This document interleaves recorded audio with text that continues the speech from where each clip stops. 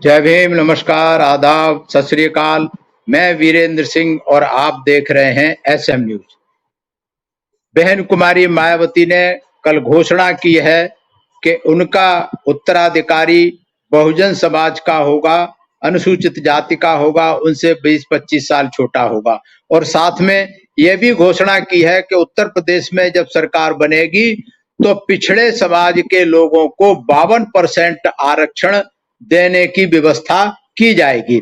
ऐसा पहली बार बहुजन समाज पार्टी ने घोषणा की है कि जो मंडल कमीशन ने 52% आबादी ओबीसी समाज की बताई है, तो आरक्षण 52% होना चाहिए, जो कि केंद्र सरकार ने अभी तक 27% का आरक्षण दिया है।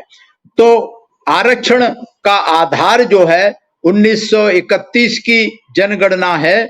1931 की जनगणना के आधार पर मंडल कमीशन ने 52% ओबीसी की आबादी को बताया था।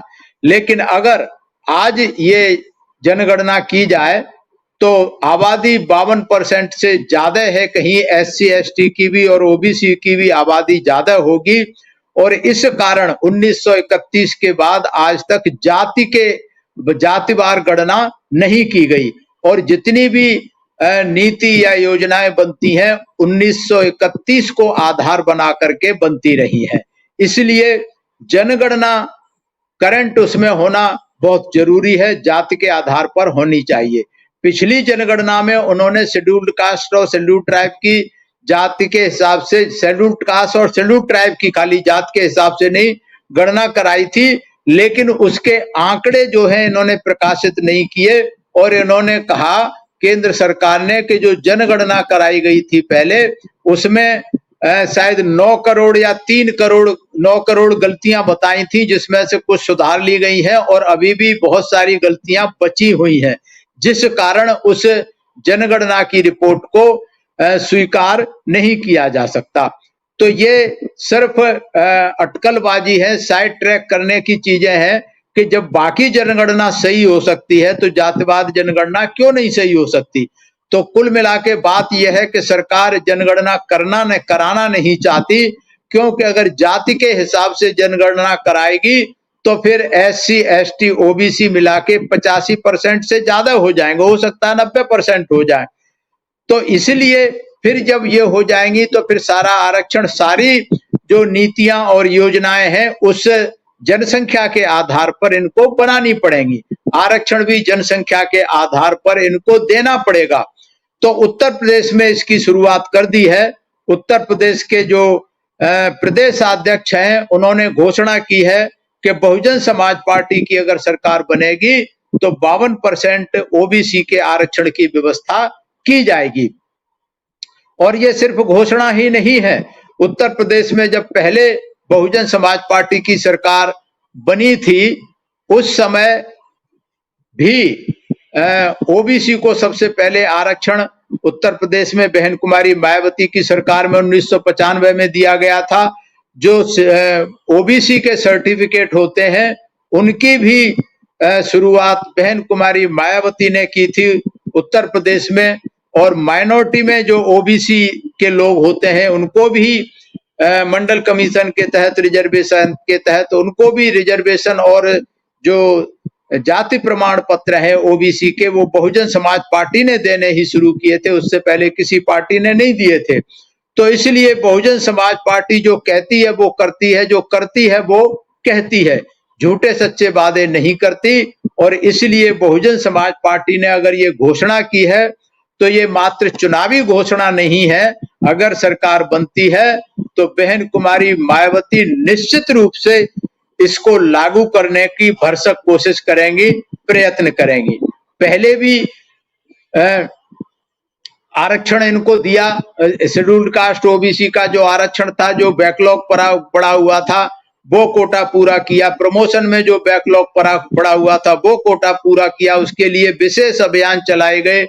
ओबीसी का जो आरक्षण पड़ा हुआ था उसको विशेष अभियान चला करके पूरा किया गया। जो ओबीसी माइनॉरिटी के ओबीसी है उनके लिए विशेष अभियान चला करके आरक्षण का कोटा पूरा गया।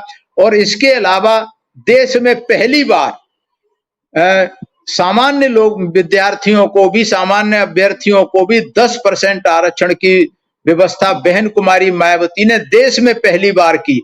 केंद्र की सरकार, बीजेपी की सरकार, कांग्रेस की सरकार वर्षों से ये बात कर रही थी मिलना चाहिए, लेकिन बहन कुमारी मायावती ने सबसे पहले 10% आरक्षण जनरल के लोगों को उत्तर प्रदेश में देने की सिर्फ घोषणा ही नहीं की थी, दिया भी था।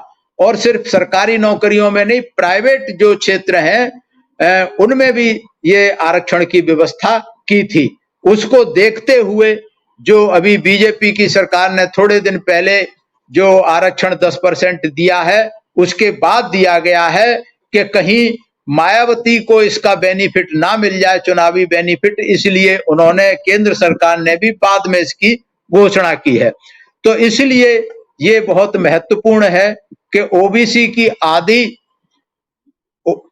की आबादी जब 52% है तो उनको आरक्षण भी 52% मिलना चाहिए। आधा आरक्षण क्यों?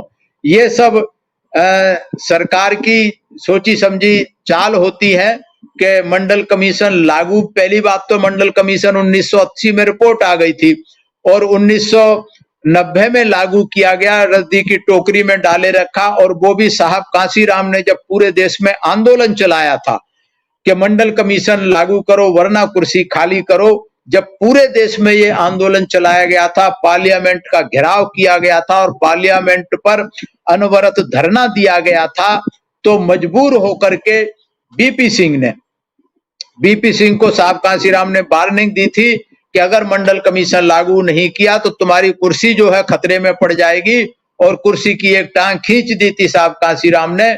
इसीलिए आनन फानन में बीपी सिंह ने 1990 में रात के 12 बजे इस मंडल कमीशन को लागू करने की घोषणा की थी।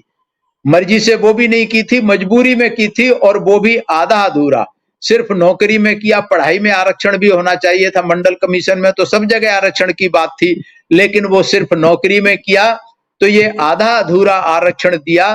तो इसलिए ये सरकारें में करनी और कथनी में फर्क होता है, लेकिन बहुजन समाज पार्टी जो कहती है वो करती है, जो करती है वो कहती है। इसलिए बहुजन समाज पार्टी की कथनी करनी में कोई फर्क नहीं है।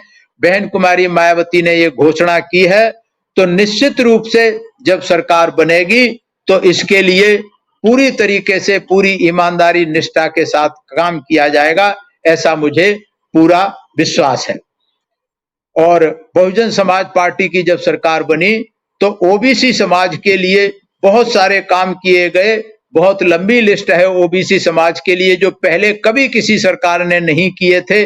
वो सारे काम ओबीसी के हित में बहुजन समाज पार्टी की सरकार में किए गए थे। बहुत लंबी लिस्ट है, फिर कभी उसके बारे में हम आपसे चर्चा करेंगे। आज बस इतना ही। मैं धन्यवाद करता हूं, एसएम न्यूज का धन्यवाद करता हूं सभी दर्शकों का, मेरी बात को ध्यान से सुना।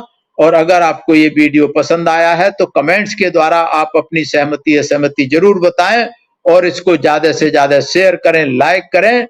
और मैं सभी का आभार करता हूं, सभी को मेरा धन्यवाद।